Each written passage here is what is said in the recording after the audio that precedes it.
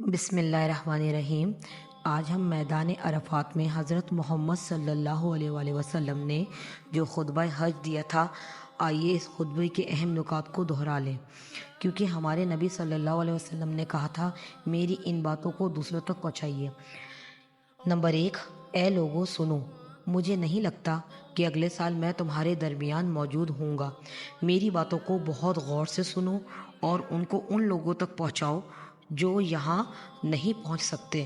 Number 2، اے لوگو، جس طرح یہ آج کا دن، یہ مہینہ اور یہ جگہ عزت و حرمت والی ہے، بالکل اسی طرح دوسرے مسلمانوں کی زندگی، عزت اور مال حرمت والے ہیں، تم اس کو چھیڑ نہیں سکتے۔ نمبر 3، لوگوں کے مال اور امانتیں ان کو واپس کرو۔ نمبر 4، کسی کو تنگ نہ کرو، کسی کا نقصان نہ کرو، تاکہ ہم بھی محفوظ رہیں، یعنی تم بھی محفوظ رہو۔ نمبر 5، یاد رکھو تم نے اللہ سے ملنا ہے اور اللہ تم سے تمہارے اعمال کی بابت سوال کرے گا۔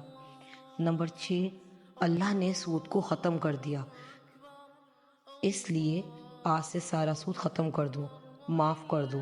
نمبر 7، تم عورتوں پر حق رکھتے ہو اور وہ تم پر حق رکھتی ہیں۔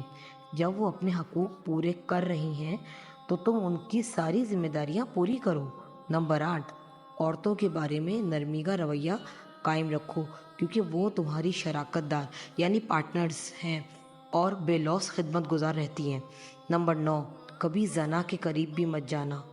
نمبر 10، اے لوگو، میری بات غور سے سنو، صرف اللہ کی عبادت کرو، 5 فرض نمازیں پوری رکھو، رمضان کے روزے رکھو اور زکوٰۃ ادا کرتے رہو، اگر استطاعت ہو تو حج کرو۔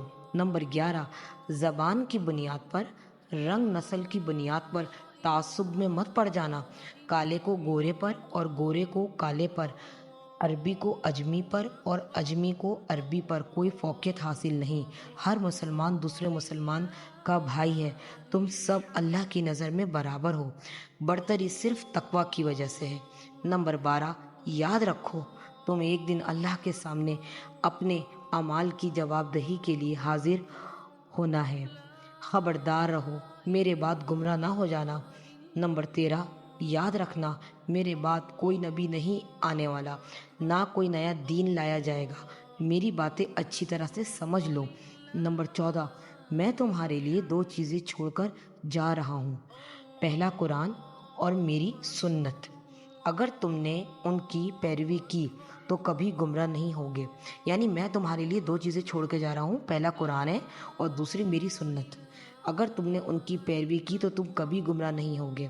نمبر 15، سنو تم لوگ جو موجود ہو، اس بات کو اگلے لوگوں تک پہنچانا اور وہ پھر اگلے لوگوں کو پہنچائیں، اور یہ ممکن ہے کہ بعد والے میری بات کو پہلے والوں سے زیادہ بہتر سمجھیں اور عمل کر سکیں۔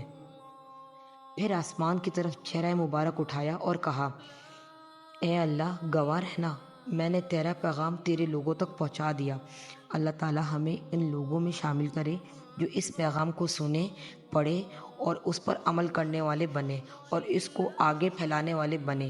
اللہ ہم سب کو اس دنیا میں نبی پاک صلی اللہ علیہ وسلم رحمت کی محبت اور سنت عطا کرے اور آخرت میں جنت الفردوس میں اپنے نبی کے ساتھ اکٹھا کرے، آمین۔